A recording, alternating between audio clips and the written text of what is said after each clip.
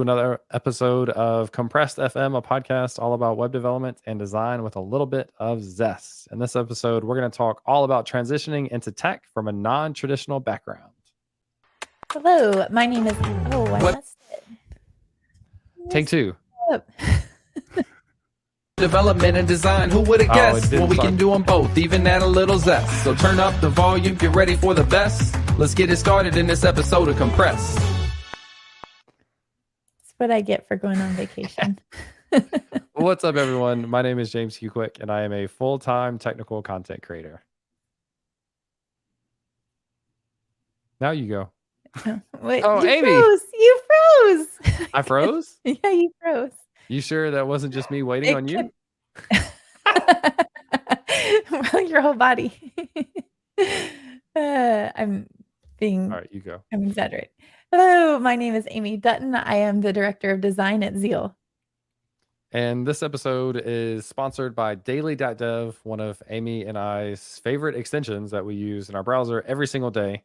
So every time we open up a new tab, it gives us a list of relevant articles for us based on categories that we're interested in tech. It's actually basically my number one way to check out new products or find out about new products and tutorials, that sort of stuff. So thank you for Daily.dev for sponsoring, and make sure to check them out and install the extension at daily.dev. So we're going to talk about transitioning into tech from a non-traditional background, and what better a person to reach out to than one of my favorite TikTokers in the web development space. So Tom, welcome to the podcast. Do you want to introduce yourself and tell people a little bit about your background? Absolutely. Yeah. By the way, sorry, I have two Australian Shepherds that just decided they wanted to start barking right now. They've been totally chill, but if there's background noise, I apologize. They know it's game time. Exactly. They, for whatever reason, it's amazing their timing. Like they'll all be in a meeting or something, or talking to somebody somewhere else on the phone, whatever, they'll be fine. The second I get in an actual meeting that's important, they're like, want to jump on my table. It's terrible. But yeah, anyways, what's up, guys? Tom, you might have seen me on TikTok at Tom is Loading. I make some kind of career content. I make a lot of like HTML, CSS, JavaScript stuff. In my day job, I work for Eventbrite. I'm a full stack engineer at Eventbrite. Before I was here, I worked for about a year and a half on a startup with my brother. Before I was there, I worked for Wayfair for a while in big data. Before that, I went to Lambda school. Before that, I was a pipe welder and a failed musician. So yeah, any of those things you want to talk about, I'm happy to talk about. There's so many. I also didn't realize that you were currently working at Eventbrite. I don't know if I just hadn't done my research or what, but that's awesome. Yeah. I haven't put my name. I mean, you can find my name if you like look closely at my terminal or something. Like I've had a couple of people add me on LinkedIn that have just sleuthed a little bit, but this is probably the first most public thing where I put my full name. So, you know, and I haven't talked about it a whole lot, but yeah, I'm at Eventbrite. I work on ad tech tools essentially for people who want to advertise events. Yeah. It's also hilarious that you mentioned not having your last name very public, because I literally have just only known you as Tom is Loading from TikTok. Yeah. I don't know if it's a good or a bad thing. Like at first I was like not positive I was going to do this for an extended period of time. Like I was just like, you know, I wanted to give myself a reason to kind of continue learning things that I'm not going to learn at work, which I'm very bad at. Like I'm honestly in a way probably like the anti content creator when it comes to coding. Like I see so many people, I'm so jealous. I'm like, how do you just like have the drive to learn all of these things all the time?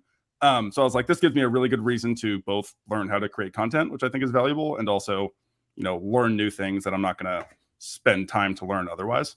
But yeah, I was like, I don't know if I'm going to continue doing this. So I didn't want to put my actual name on it and then have people look it up and it's horrendous. And now I'm like, oh, it actually probably would be pretty valuable if I had my real name on it. So we gotta convince Amy to do the same thing. We've been talking about this because her handle on places is self-teach me. And everybody on Twitter goes to tag her and they search for Amy and can't find anything. Can't find it. Yeah. I have about decided in terms of branding, and this is helpful because we're talking about content and branding and things like that, that to have self-teach me is more of a like thing that somebody can, other people can contribute to. Like I want to make sure I'm maintaining that. But then I also have A Haywood from a long time ago. That's my maiden name. And like go back and start pushing that forward more. The hard part, and this was part of the reason why it's self-teach me, is I tried to get Amy Dutton for a long time. And it's somebody, I think in the UK, but if you go there, I think at one point, the person that owned it had like fairies in the background and said that they were like a design ninja or something. I was like, oh, That's Okay. perfect. You could just take the website. I know. Tom, I think like we've already had a couple of comments in the chat about transitions. So Oh, sure. Let one, me just out look. of sheer curiosity, talked a little bit about pipe welding as a job career. And then like, where Totally. did the interest in transitioning into tech come from? What did that process look like, etc.? Yeah. So funny. Like I guess I can kind of start from the beginning for me. Maybe it will there's someone that this will kind of, ring true with as well. Right out of high school, to start even earlier, my family's in construction. My brother who's 10 years older than me, owns a really big roofing company. My dad was a general contractor and a land developer. So I grew up swinging a hammer essentially, and that's like what a lot of my family does. And it's like, we're a very trades-based family. Like none of my family, direct family, including me, graduated from college. It's all just, go work in a trade and eventually build a company. So immediately after high school, I graduated high school early and went and learned to weld, because welding's a very high-paying job. It's very hard. Like you go work 80-hour weeks, but you get paid a lot for that time. And my brother was doing it at the time. And the idea was going to be to do that to pay for college for something. And I went to college for mechanical engineering at University of Central Florida. I did one semester and I was like, this is horrible. It's like one of those things, like I've played with Rubik's Cube since I was a kid and done a lot of very mechanical stuff. So everyone was always like, you should do something mechanical. Oh, dude, yeah. What's your PB? I figured that's going to be the first question. Under a minute, unless I'm like, I'm probably around a minute right now. Oh, nice. Cool. Yeah. How long have you been doing it for? Have you just like learned it and started playing around with it recently, or? No, it's actually been a long time, but I've never like gotten super, super deep into it. Like we would just do it in high school and not pay attention in class, which sounds like you're much more competitive than I am. Yeah. When I was a kid, I started in like 5th grade, and in middle school, I was very competitive, which back then, like I was very good for then, but this was 2005. And now you're terrible if you're as good as I was back then. And I'm even worse than that. Like I probably average 20 seconds now or something. Wow. When I was very, very good, I averaged 12 or 13 seconds, which was competitive for then. But now there's kids who can do, 5-second averages. It's ridiculous. But yeah, so point being, everyone, my dad was always like, hey, you're very mechanical. Maybe one of my kids can go to college, go learn to do this. And I got into it and started talking to people, and I'm like, I don't really want to design valves forever. Or whatever it was. So I ended up leaving and just welded, because my brother was spending a lot of time. And I talked to you guys about it a little bit, but I got really into electronic music and producing electronic music. So was like, cool, I have some leverage for a couple of years. I don't know what I actually want to do to be able to make enough money in short spurts. So when I was working in construction, it would be like 4 months of ridiculous amounts of work, and then you can kind of take time off. So did that for a while, and it's terrible work, but spent from when I was maybe 18 until I was 23 or 24 trying, kind of chasing that career. I got a little bit of, I started to gain some popularity with my music, but nothing that was like actually paying the bills. And as soon as I kind of started to get there, I realized that that's not even something that I wanted to do either. So in, I guess, early 2018, started looking for other things to do, and realized that there's this thing called a coding boot camp, and it sounded fun. I actually met someone in San Francisco with a friend of mine who was going to App Academy, and he was like, yeah, that's great. So, picked up Code Academy and started playing with it and decided to go for it. Love that. Is it something you had thought about before? Like, I'm always really curious how people find it and then they kind of make the decision, but it's also like a huge decision, even if like it could only be a waste of however much money in 6 months if it didn't work out. But also like it's a whole career change. So like, is that something like this as a career? Is it something that you had thought about before? Yeah, but I thought about going back to college for it, but I just did not have the means to actually do it. My girlfriend and I were, like I was saying, I was working construction. She was managing a Starbucks at the time, and we were living in my mom's attic. And it was like, I can't, literally like, floor on the ground, like in her extra room with a bunch of extra stuff, because we couldn't, afford to really do anything else. And I thought about it for a while. I'd played with it. I took web development classes in high school that were just whatever, HTML, CSS, basic stuff. But that was fun, but I hadn't done anything serious. I just thought it seemed like a really interesting thing. I like making things, like with music, whether it's music or like we were talking about Rubik's Cubes when I was a kid. I used to, take Dremels and putty and make cool Rubik's Cubes and sell them online and stuff like that. So I was like, hey, doesn't seem like much of a cooler thing to do that, obviously pays well, which is a good perk, and you can work all over the world, and it's super cool. So as soon as I figured out you could do it and not even pay for it up front, I went to Lambda School, and Lambda School does a income share agreement. So I'm like, that seems like a pretty awesome deal to me. So, not really a way to lose in that situation. Yep. An income share, for people who haven't heard that before, is you go through the program for free. Once you graduate and get a job, then they take a percentage for 6 months out of your check or something like that to basically pay back the equivalent of what the boot camp would have cost. Is that right? Exactly. Yeah. So I think Lambda, and also I think people have heard of the Lambda School. They're called Bloom Tech now. They've done some things that I think people have seen were, a little. People don't like them for a number of reasons. I had a good experience, but it's a completely different thing now. So I wouldn't be like, hey, everyone should go there, because it's not even the same thing as when I did it. I did it relatively early. But the deal that I got was 17% of your base salary, if and only if you're in a coding job that makes over $50,000 a year, up to for 2 years, up to $30,000. So that's kind of confusing. So if you're making exactly $50,000 a year, you're paying 17% off the top of your paycheck for 2 years, and it might end up costing you whatever that is, 15, 18 grand, something like that. But if you're making, you get an amazing job making 200 grand, then you'll pay it off in, 9 months or a year or whatever, once you hit that $30,000. Hit the max threshold of 30. Exactly. Okay. Yeah. How is the boot camp process? I think we'll have, like, based on comments that I'm already seeing, I think people will relate to this. So I'll make a couple of generic comments.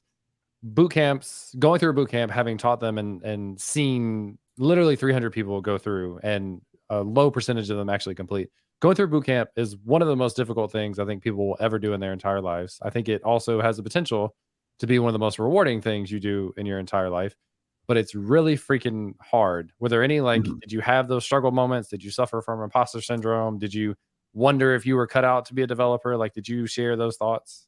Totally. And I think I got really lucky with kind of the friends that I made. And I would say if anyone's going to do that, the first thing that you should try and do is not, the most important thing while you're in there is to know that you're there with other people, and to leverage that.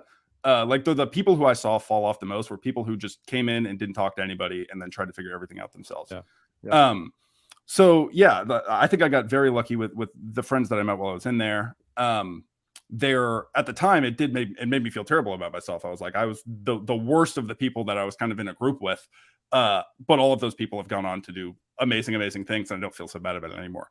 But yeah, it was very hard. So, and Lambda was also a lot more stretched out. I can only imagine with something like App Academy, where it's like a 3-month thing. Lambda was like 7 months, and not as intense. It was still pretty intense. I mean, it was probably 8 to 10 hours a day. But you see some of these people that go through something like App Academy, and it's 3 months of 14 hours a day. That's insane.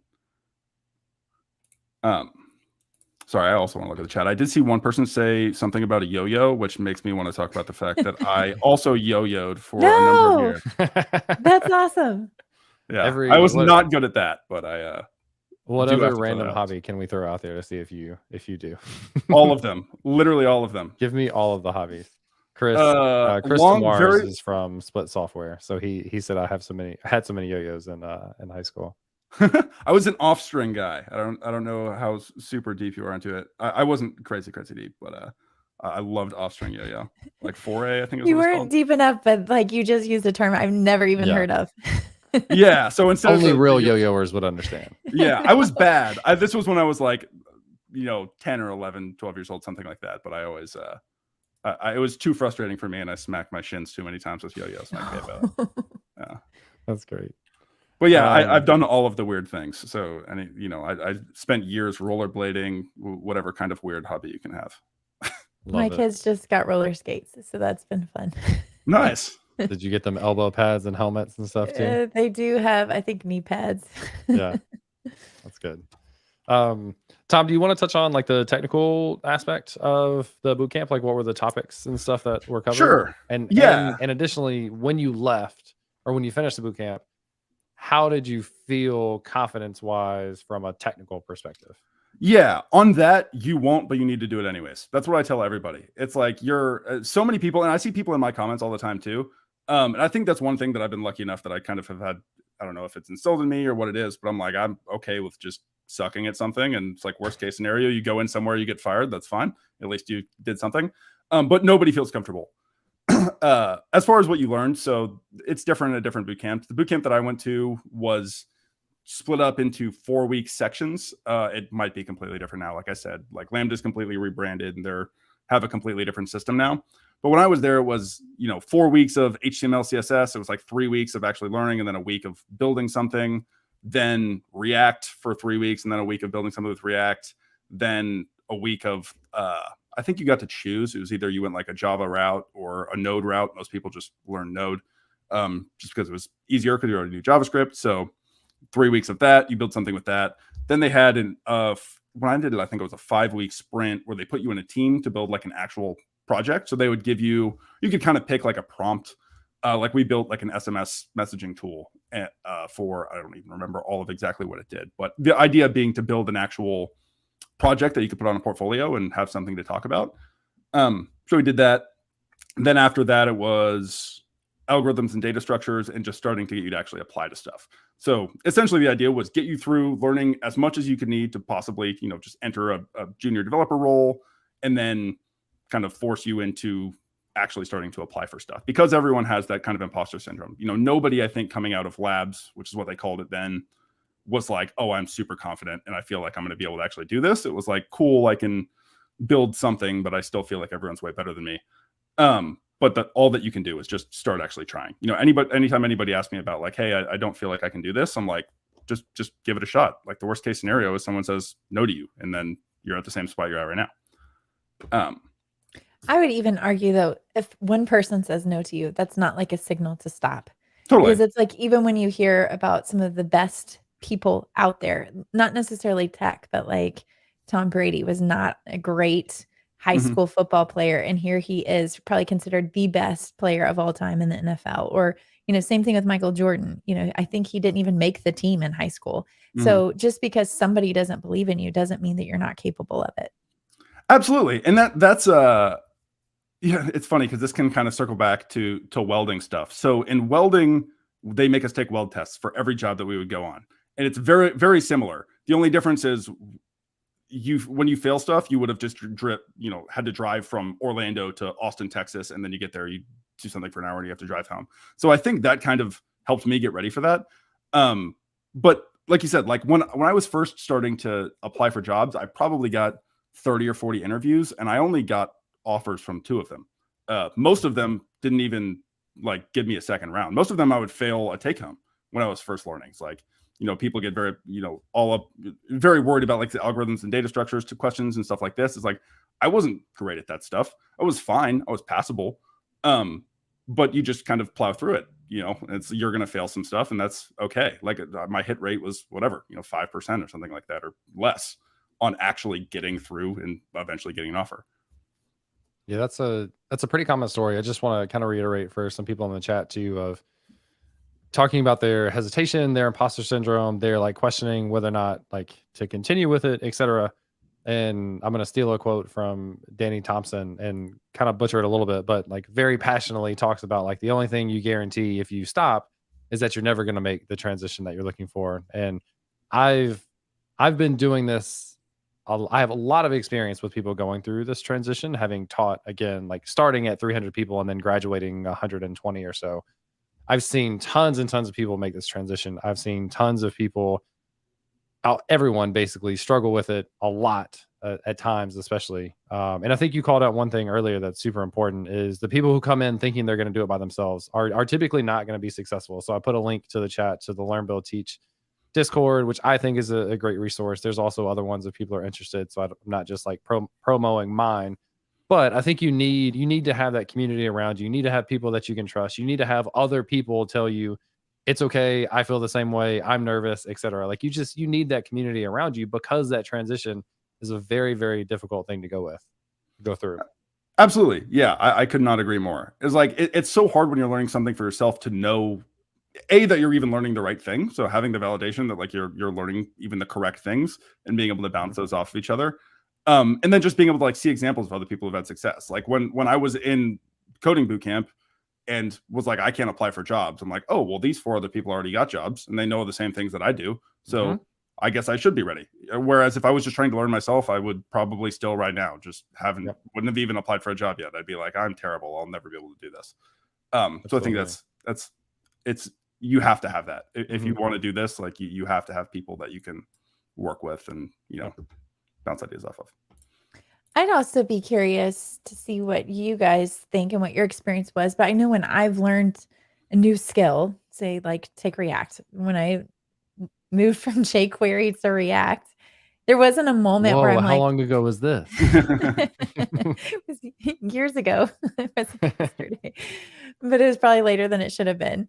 But the point was, like, I felt so uncomfortable learning React, but there wasn't a moment where I'm like, oh, the light bulb went off and everything just made sense. Like there's still moments even now where I feel a little uncomfortable with React if I hit an edge case that I haven't learned before and trying to research that. But then that's an error message that I now know what that means. And the next time I can solve it really fast.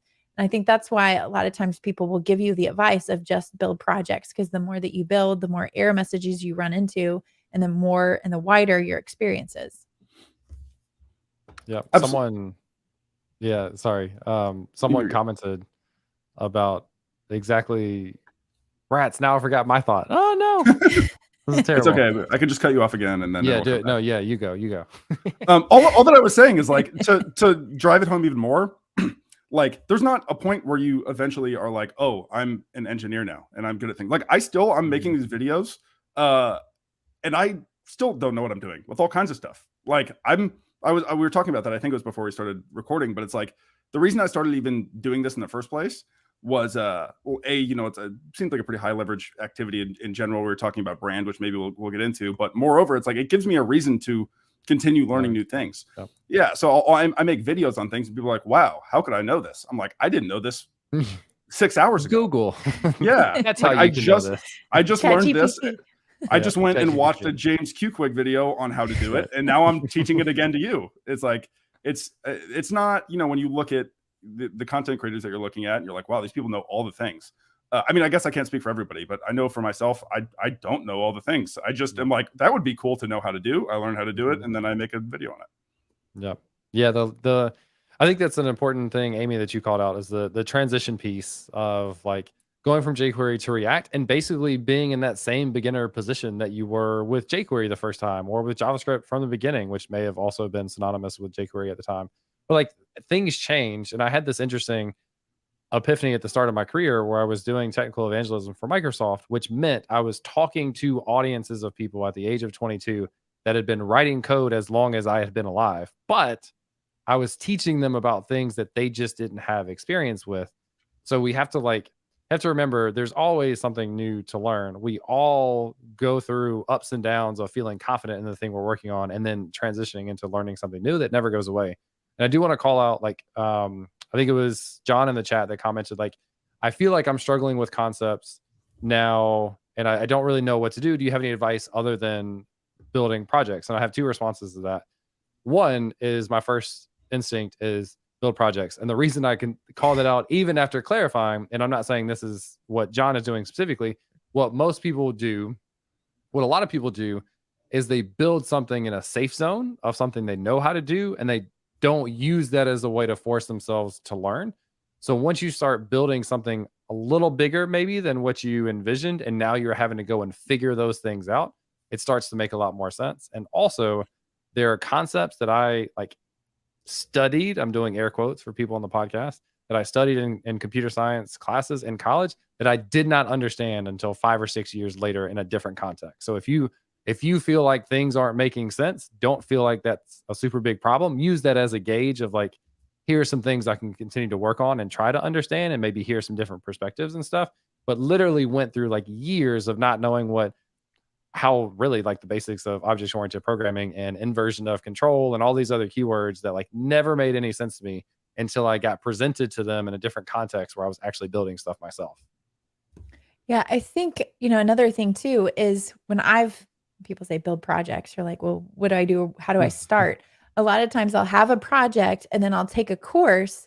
And then as I'm working through the course, I'm like, oh, that's how I apply that to this project. And that transference is really big in the learning process, because it's not just like I'm doing a tutorial, I'm stuck in tutorial hell, but but I'm like, how does this apply to my specific use case? So that's huge. And then the other thing is, you're like, I don't even know what to build. I would encourage you to find an open source project that you can contribute to. Our friend Brian Douglas has a project called Open Sauced, and he helps pair people that want to work on open source projects with existing projects. And so that's huge for being able to find a mentor, find somebody that is willing to help you. And a lot of times open source maintainers want that help, regardless of what level you're at, because they in a lot of ways have more work than they know what to do with. So if they can bring somebody on to help, they're more than happy to help mentor. So don't think, well, I'm so early, what do I have to contribute? A lot of times these first issues, they will even say, this is how you solve the problem. I just don't have time to actually write the code. I couldn't agree more. One other, so the tactic that I kind of used, which everyone probably won't have the luxury of being able to do this, but if you know somebody who runs a business or has an actual problem, just in general is a real thing, building something for somebody else, at least for me, because one of the hard parts about building something, you picking up a project, is most people just stop working on it as soon as they hit a wall. So I had mentioned earlier, my brother owns a roofing company. So my first big project that I built on my own was some project management software for him that solved problems that he needed. And that gave me, I mean, I learned more building that project than I've learned doing anything else, like any actual job that I've worked, anything. But I had the, I'm trying to think of like the right word for it. Kind of, I guess, the incentive to like keep working on it, because I'm building something for somebody else. And I don't want to, let him down. I want to help him build the thing that he needs. And then it makes you feel good too, because you get to build a thing and then see it. They're still using it now. They have this big board in their office where they drag the things around. They get to see all the stuff I've made. It's actually being used. It's not just sitting on my GitHub collecting dust, which is a really cool way to go about it. If you can, not everybody knows somebody who needs some big thing built for them, but worked really well for me. I would say, even if you're like, oh man, I'm not even at that phase, like say you are absolute beginner, I'd encourage you to even look at like the no code, low code options that are out there. Like Webflow, for example, the whole styling palette that they have is still using all of the same CSS terms that you would use if you're actually writing CSS. So what that does is that gets you thinking like a front-end developer. You get used to the terminology. This is Flexbox, this is grid. And then that knowledge is easily transferable to, now you just write the syntax. Instead of clicking on a bunch of buttons, now you're able to actually write the code. I mean, same with other stuff like Bubble. You're creating applications, you're dragging and dropping, but you start to think like a developer. And that's really, in my mind, a huge part of that transition, and why once you learn one language, it's easier to pick up other languages. You already understand the concepts. It's just, what does the syntax look like? How does that apply to this specific language? I want to highlight, like, I don't know, I wish I could like triple star this. So I'm going to bring up a comment, and the comment said, I'm going to use this quote from now on. So thank you for sharing this. I feel like learning is just your first exposure to a concept that you will later use in your work environment. And going back to my experience of like, I quote unquote learned and studied a lot of things in computer science in college. None of them ever made sense to me until I actually experienced that problem on my own. There's an infinite difference between reading about a technical concept in a book versus experiencing that concept, finding the solution, and then understanding why the solution exists because you understood the problem first. I'm going to keep this quote forever and use this. This is awesome. I love the display thing, by the way. I've only listened, so that was a cool little thing. I'm very impressed. All just StreamYard. StreamYard, yeah, you just click on it and it pops up. Yeah, but it's dope though. Just giving it to you. Tom, I think there was one of your videos where you talked about applying for jobs, and I think it was one that I ended up stitching because it was a topic that I am like equally as passionate about and love. But I think this particular one was the idea of like two different approaches and mix of them of how you apply for jobs. One is you just find as many jobs as you can, and you throw out a resume and you see what happens. The other is you start to add more concentrated effort to how you apply to jobs and reaching out to recruiters or people that work at that company, or just anything to make the least bit connection, so you're not just a random name on a resume coming through. Do you want to talk a little bit about maybe what your approach was at the time for jobs? Maybe it wasn't this, and if so, how it's evolved over time? Absolutely. Yeah. So this has kind of been the approach that I've talked about, or that I've always used. So the video you're referencing, I think I called it use a spear, not a net, or something like that. Yep. Which the idea is just anytime I see people that say, hey, I've applied to 500 jobs and no one's gotten back to me, you haven't applied to 500 jobs. you've clicked apply and maybe you filled out the thing, and maybe you're only selecting jobs that have 10,000 people that are trying to apply to them because it's Google or Twitter or whatever. There's a couple of issues why that might be, but really it's just you're not giving yourself a reason to stand out. And you're not, or maybe you're not showing that you actually have any interest in the job. If you're just sending a resume and it's just a normal resume with no kind of additions to it, you're not giving a good cover letter that shows why you actually care about this position specifically. There's somebody else has done that, and they're going to move up the stack faster than you are. So instead of just going and applying for jobs, what I did, I guess the first thing that I did is realize that like I would have some bit of leverage over everybody else who had just learned React that's also trying to get the same jobs if I was able to at least show that I understood the product that I was working with. So I actually have one video that I haven't put out yet, or I haven't recorded yet, but I've scripted out about so the second I got 2 offers whenever I was first starting to apply for jobs. Actually, I didn't end up getting that offer for this one. I told them no before the negotiation started, but got through all the interviews with this one with a company called Autodesk. A lot of people might know Autodesk. They make like 3D software, but they had just bought a company called Building Connected, which Building Connected is kind of like LinkedIn for general contractors. So like if you're trying to bid out a job, for instance, like you're building a Walmart and you need to find the guy who's going to do the drywall, you can go on there and handle all of that through Building Connected. And that was perfect for me because I grew up in construction. So, and I applied like normal, but I also spent maybe an hour like finding the correct guy to message and ask about this job. And I wrote to him, I'm like, hey, in fact, it was a senior job too. Like it was a job that I was not qualified for at all. But I was like, hey, I know it's a senior job. I don't know any of the things you're asking for. But I know this product. I'm like, I think I literally sent him a picture of me in a diaper when I was a baby with a tool belt on. Nice. And I was like, this is like, I promise, like, if you let me have this job, like I'm going to be able to, I might not be the guy who can architect the entire system, but I'm not going to leave or whatever, however, I don't remember exactly how I worded it, but something like that. I'm like, this is something that I know really well from a product side. And the guy messaged me back and he's like, well, we do have another job that we're planning on opening up. You obviously can't have this job, but you sound very interested. And like, obviously this would be, your enthusiasm would be great. So I ended up getting through and getting an offer from them. And I've done that pretty much any job that I can find, like any job that I'm genuinely interested in, which I think is the best way to go about it. You want to work somewhere where you're interested in what you're working on, find a way to make yourself, to show that you're genuinely interested and why you're genuinely interested. Like for me, Eventbrite, like where I work right now. So this is a funny story. I guess I don't remember what we talked about on and off record, but I spent years trying to be a musician and I made electronic music. And Eventbrite had an opening, and it was with a team that was for a company that they had just acquired called ToneDen. ToneDen was an event marketing business. They did a couple of other things, but I used them. I was one of their first users in 2014. So I messaged them and I was like, I was also qualified for the job at this point. So I didn't have to, do all of the stuff I probably had to do earlier in my career. I could actually be like, hey, also I can actually do this job.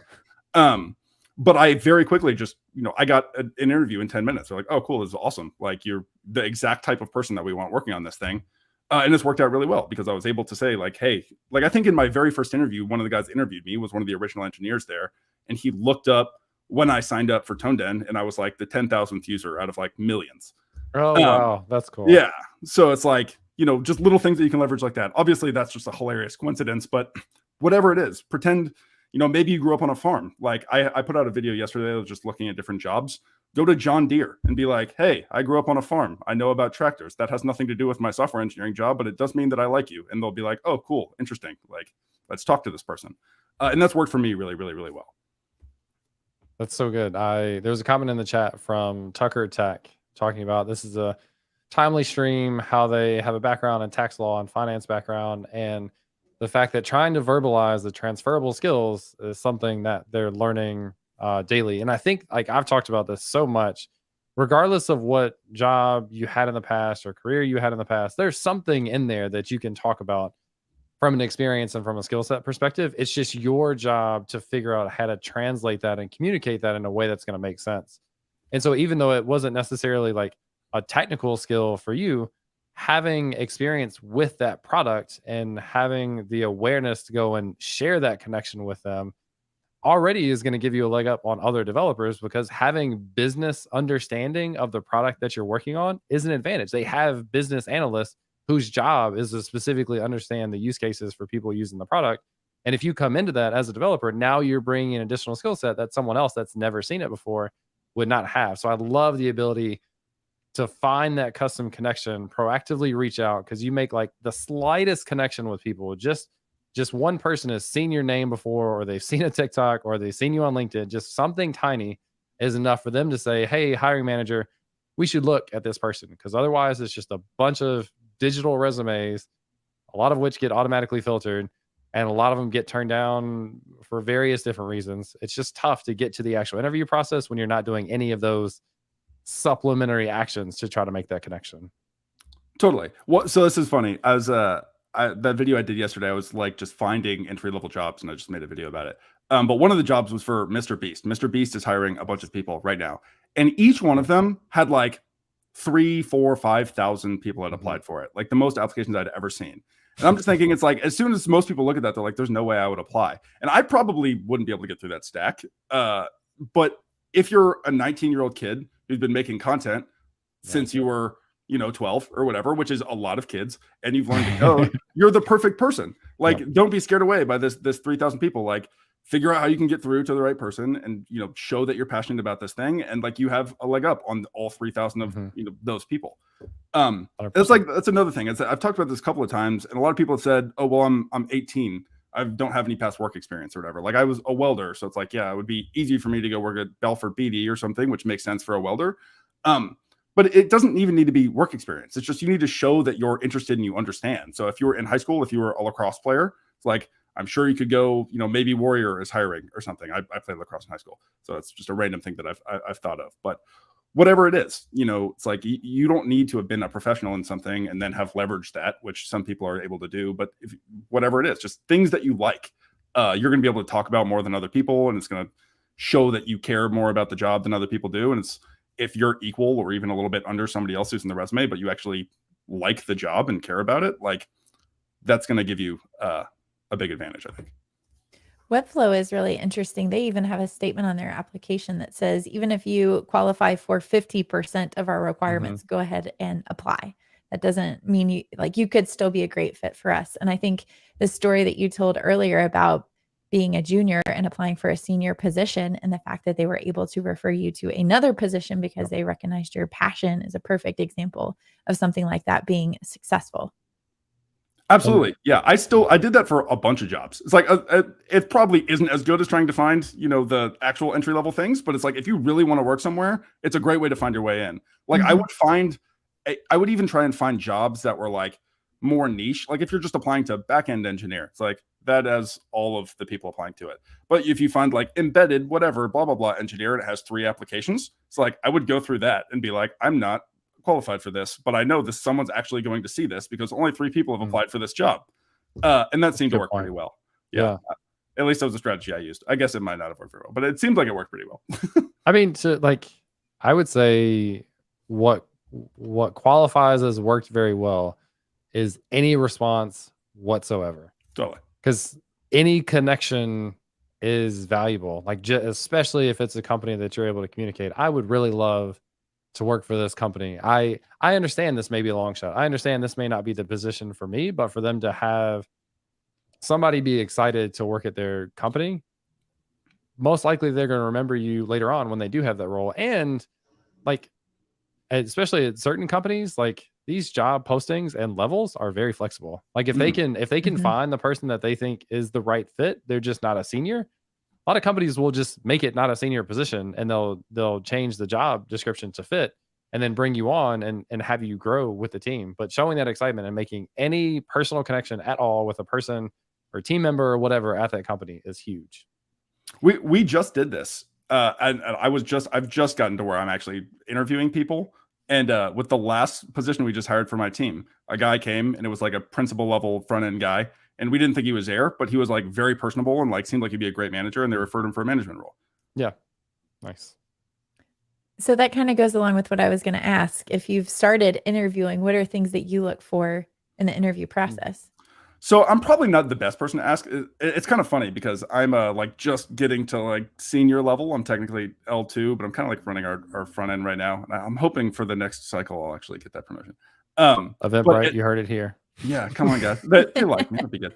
But I'm interviewing, like the only people I've interviewed so far are like levels above me, and I'm kind of like shadowing. So I mean, I could give opinions, but I don't think my opinions should be something that people should listen to because I've interviewed all of 5 or 10 people. So I would be uncomfortable giving a super strong opinion.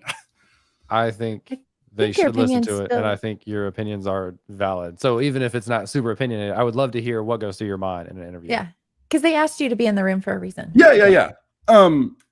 It's hard. So like the position that we've been hiring, that we just hired for, so I guess I probably interviewed 5 or 10 different people. We just actually had the guy start like a week ago, was, like I said, a principal level front end guy. And for us, it was like technical was important, but it was very like speed was very important on our team, where we just launched in April, our product in April, and we're essentially like a startup inside of Eventbrite. So we're like changing things every 10 seconds. So someone who's like has a high level understanding, but has shown that they can like work quickly and work well with people and they're personable, was very important.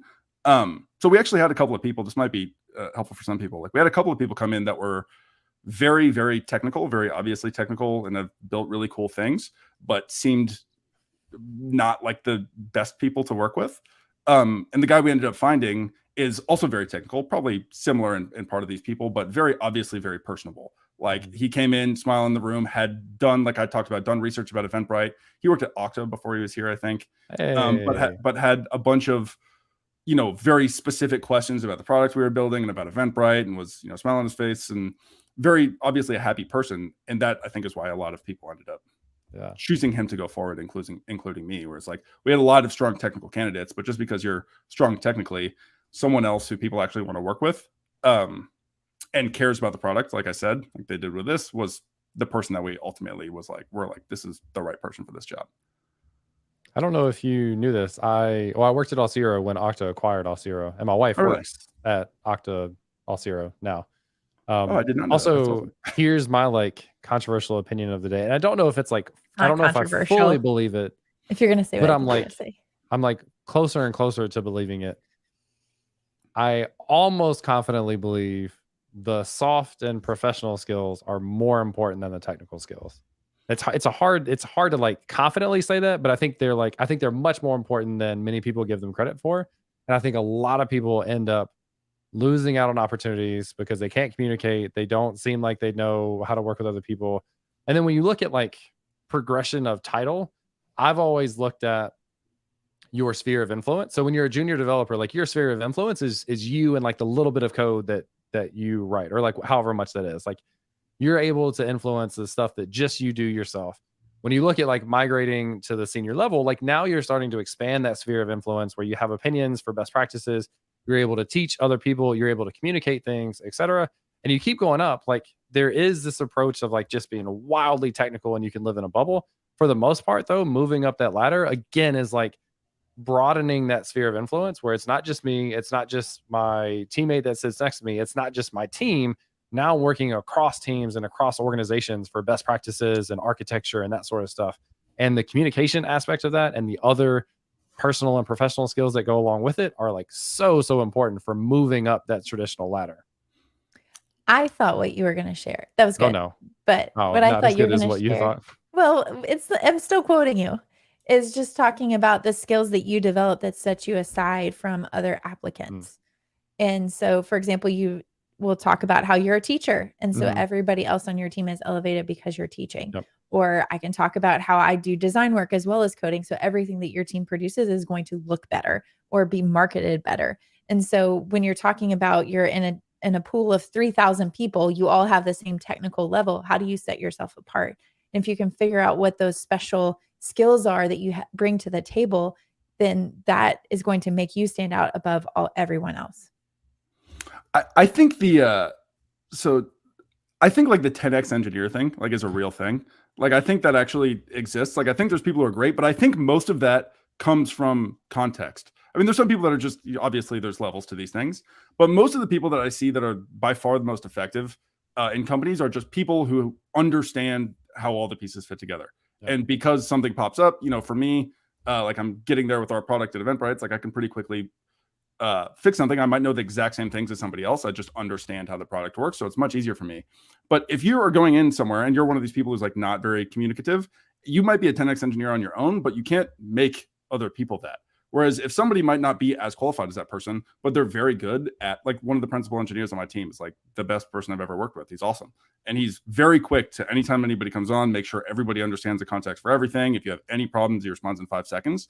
And he is able to multiply his effort by, every single person that's on the team because he's so good at sharing knowledge. Yep. So if does somebody who's better than him exist? I'm sure.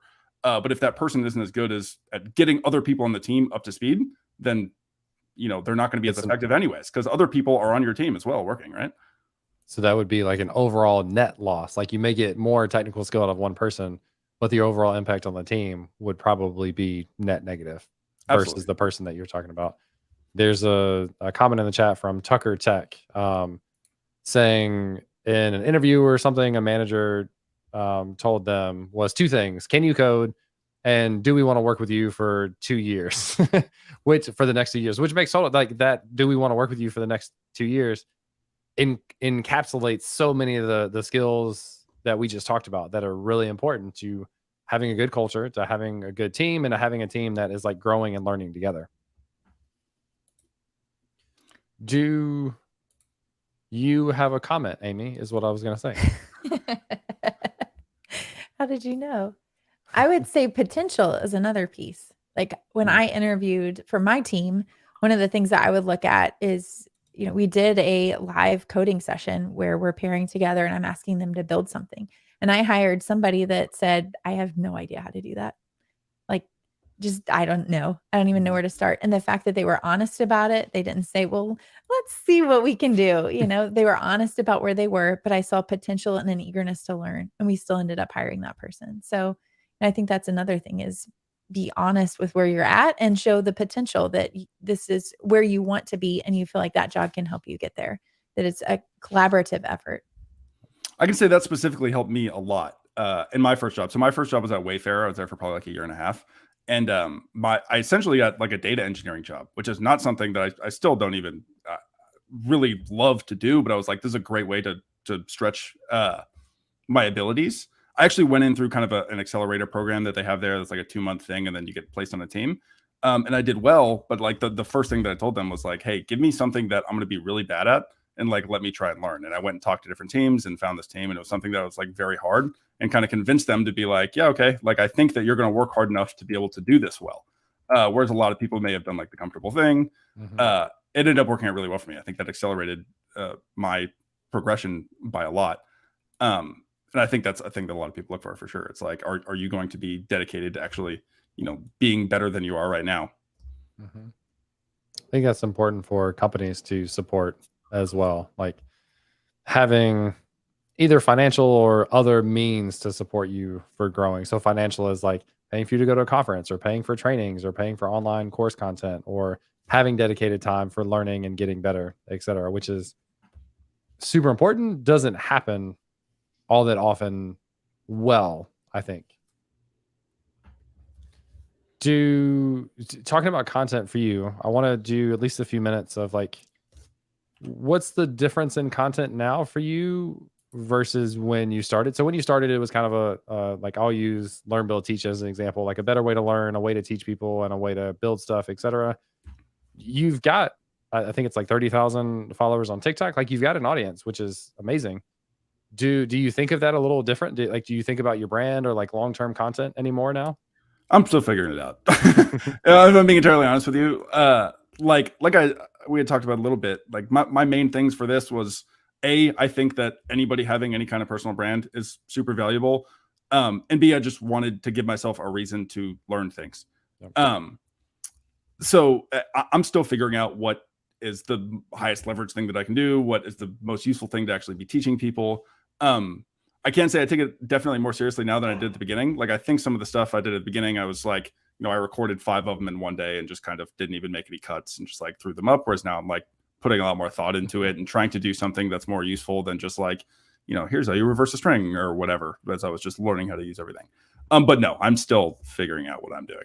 Yep. So if anybody else is interested in making content, just start doing it. That's all. You don't need to know what you're doing. Yeah, that's always been our me.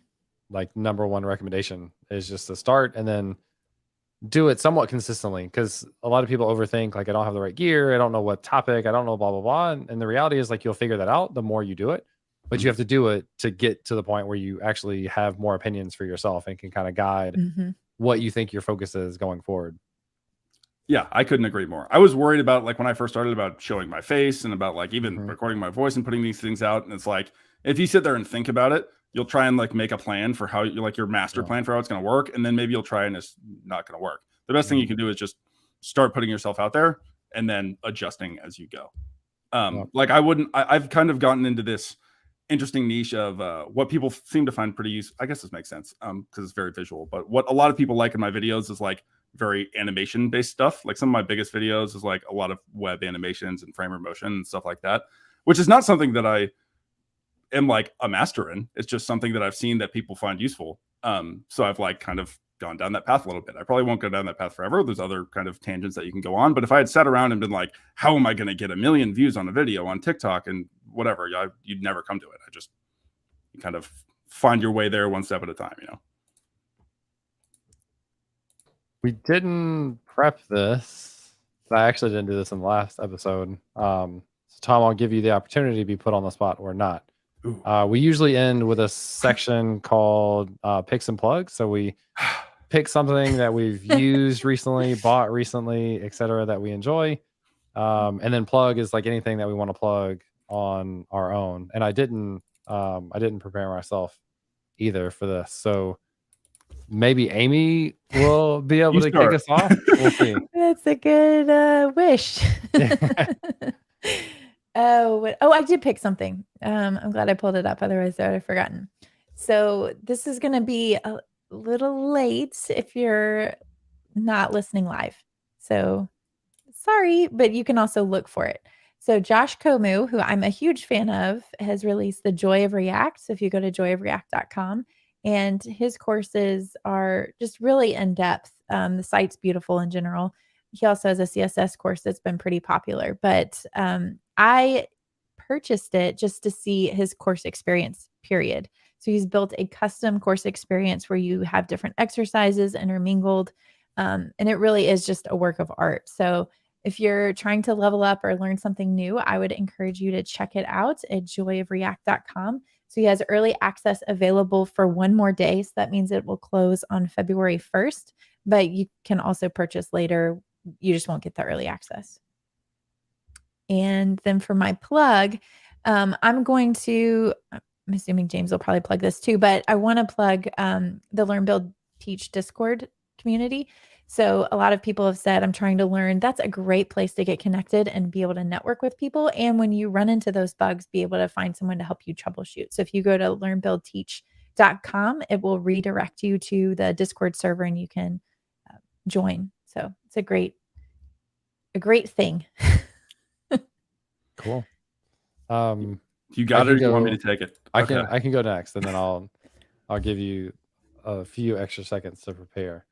So as a content creator, I take lots of selfies to put on my cliche YouTube thumbnails, which is also like a weird thing. Like, no matter how, like, you always kind of judge people that do it, and I judge people that do it too, but I'm one of those people. So I like judge myself as I'm doing it. Cause I haven't gotten myself to do it yet, but I need to. You will. Yeah, you'll be there. I'll do it. So one of the difficulties is people may not think about this. When you take pictures on your phone, for example, like newest iPhone is really, really great camera.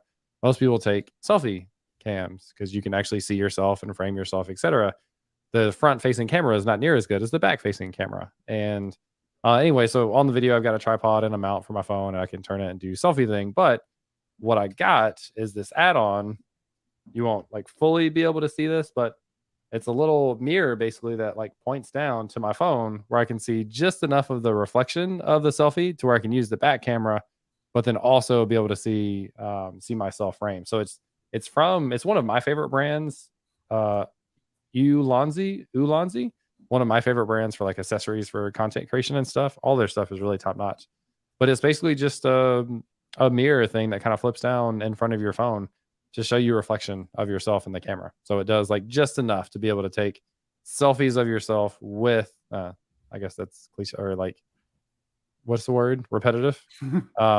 Just enough so you can take the selfies and use the back facing camera, which is the better camera. I need that. Done. That's awesome. Sold. And then I guess I'll do Learn Build Teach Discord as well, but I've been kind of picking out something specific in there to advertise. So one of the things that we're doing is I'm starting to do streams internal to Discord. And ideally, like, this wouldn't just be me, but I want to do it with me to kind of kick it off and kind of see how people react. So last week we did our first one, and I did a live solution to an Advent of Code challenge, and that was a ton of fun. I didn't prep at all intentionally so that we could like figure it out together and kind of teach it along the way. The thing I'm going to do in this next one is go through and look at features and things that we want for the site and or Discord bot and talk through them and then document them in GitHub to hopefully have other people give them the details they would need to contribute with other issues and features and maybe bug fixes, etc. So I'm looking to use that time to get other people involved from a code perspective and then other fun ideas as we have them. But you can find that out at learnbuildteach.com. You guys have such great answers. I'm like, wish I had had this earlier. If only we had done our job and prepared you for it. It's okay. On the spot. I'm going for it. The first thing my mind went to with these was like jokes, and I'm like, no, try and find something useful. So pick. Okay, one thing I did recently is probably a handful of months ago was I don't know if you guys have, Bruno Simon, the 3JS journey. Have you seen that? Yes. You seen this so course? Good. Yes. Amazing. So he's have you seen the portfolio? It's like everyone has seen this portfolio. I'll include a link. It's fantastic. Everyone has seen this portfolio. It's like the little car, and you like drive it around, and you can like knock it into stuff and like see his projects and stuff. So that guy's Bruno Simon, and he made a course on 3JS. And I think he actually I haven't gone back and done it yet, but added React 3 Fiber to it, and I need to go back and do that as well. But it's fantastic. Like I went from like this seemed very, very hard to a pretty solid understanding of being able to build things with 3JS after doing that. It's a pretty long course. I think it's probably 50 or 60 hours or something like that. And it's tough to get through, but it's fantastic. He's great. So if you guys haven't checked that out, let me make sure that's 3JS journey. I think it's journey, 3js-journey.com. Yeah, I stuck it in the comments. I've also purchased that, and it is a fantastic course. In fact, like, it's worth just going to the site and clicking around because it is an experience. Like, it's amazing. It's awesome. It's also it's the coolest website ever. And seeing some of the other stuff he's done is amazing. I mean, don't get me wrong, you're not gonna be able to build that the second you get through this, but you will be able to understand how you could go about building something like that. It's really cool. As for plug, I couldn't think of anything. What would I want to plug? One thing my TikTok's a good one. So TikTok, I'm trying to start doing YouTube. I'm terrible about it. Hopefully when I have a bigger space, like I have such a problem. So I got a nice camera, but I'm right next to a wall, and I only have like one size of lens, and my webcam's not good enough. I'm like, ugh. So I'm like been putting it off till I get to the new house and I have more space and I can like have a nice setup. But I'm trying to get better on YouTube. YouTube's also Tom is loading. One thing I will say, which hopefully this helps your sponsors, is I did start using daily.dev recently, and daily.dev is sick. So yeah, we'll go with that. If you guys haven't actually downloaded daily.dev, I know you probably see it all over the place. You should. It is a great place for me to steal content. That's what I've been using it for. I know you say that jokingly, but it's also super serious, where we all as content creators get tons of inspiration from other people. And I often use, like, I find out about new products that I think other people would be really interested in, and I try to use my platform to be able to get exposure to other cool things that people in the community are building. And oftentimes I find them through daily.dev. So it's like, it's easily a sponsor, obviously, that I use every day and really believe in. And it's awesome to hear like your personal feedback with you. I think I found I made a video recently on I think his name's Steven Zhang. He's like the dude that got like, there was this really popular Medium article that he wrote about how he got like 20 FANG offers or something like that. And I think I pulled that directly off of there and made a video about it.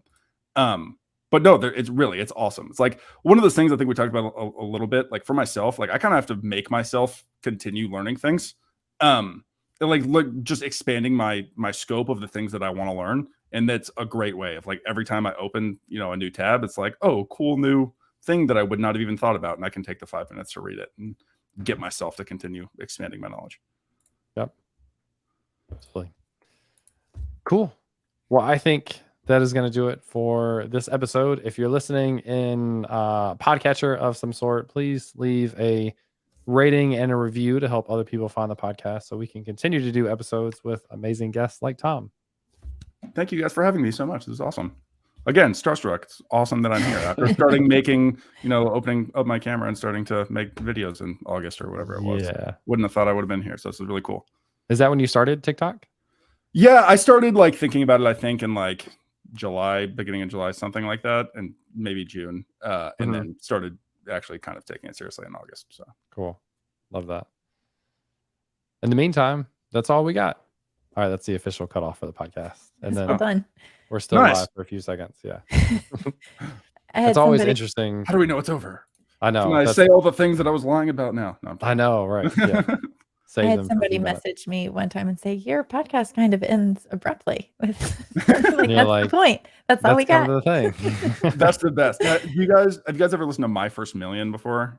It's so it's the Hustle. Have you heard of the Hustle before? Like the newsletter. So it's by Sam Parr, who's the guy who made the Hustle, and then this guy Sean Puri, who made some startup that I don't even remember what it's called, but sold it to Twitch. And it's a business podcast, it's like a startup podcast. But they do like the end of every one. It's like, okay, they'll just randomly, one person will say bye, like in the middle of a conversation, then it just cuts off. It'll be like an hour.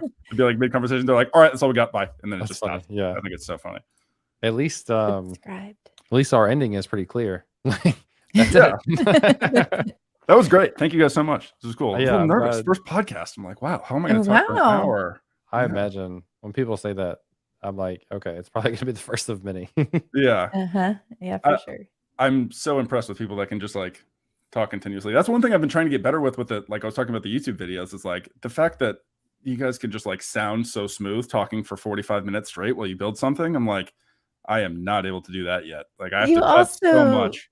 You also watch the edited version. Yeah. That's true.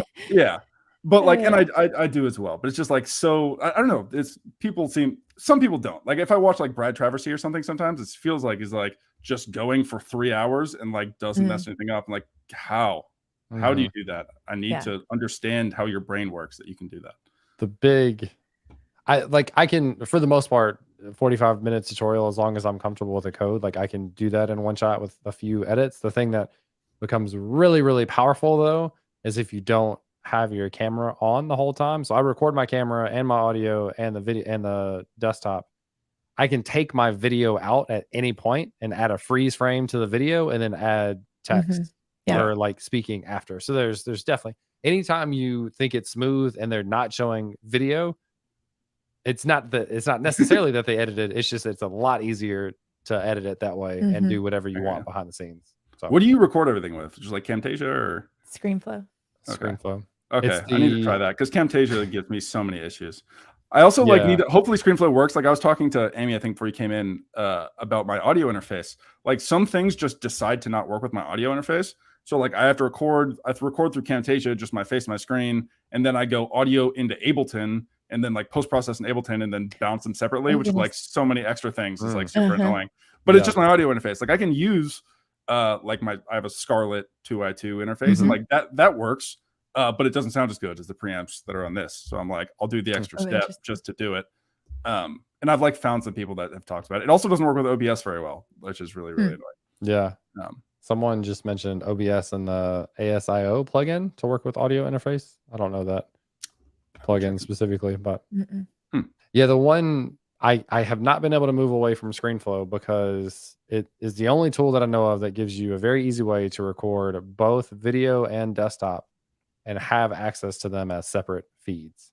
You can hack it in OBS and you can record like a double 4K wide thing and then split the video, which maybe that's fine. And maybe it's easier than I think it is, but it's definitely a little bit of a hack. This is the only tool that does this well. You can also like open 2 instances of QuickTime and like there's other things, but it's the only thing that does it as simple as it is for me. So okay, I'm giving it a shot. I have a few other steps. So I'll use ScreenFlow to record my desktop, but then I will record my camera onto the card, like on my camera, and then sync all of that usually within Premiere. Okay. So give I that a shot, would too. usually edit within Premiere. I would like to move to Premiere full time for editing, but I haven't been able to solve that problem of recording. The downside to recording both of those feeds in ScreenFlow is if I wanted to get access to those feeds outside of ScreenFlow separately, I have to export them both individually from ScreenFlow. They don't just give you access to the raw files originally, which sucks. Jesse from CodeStacker uses DaVinci Resolve. I use So DaVinci do Resolve that as one. well. Not that I have any idea what I'm doing, but I do use DaVinci Resolve. He loves it. Oh, he also is a person that he didn't show his face for a long time and then made like a big face reveal.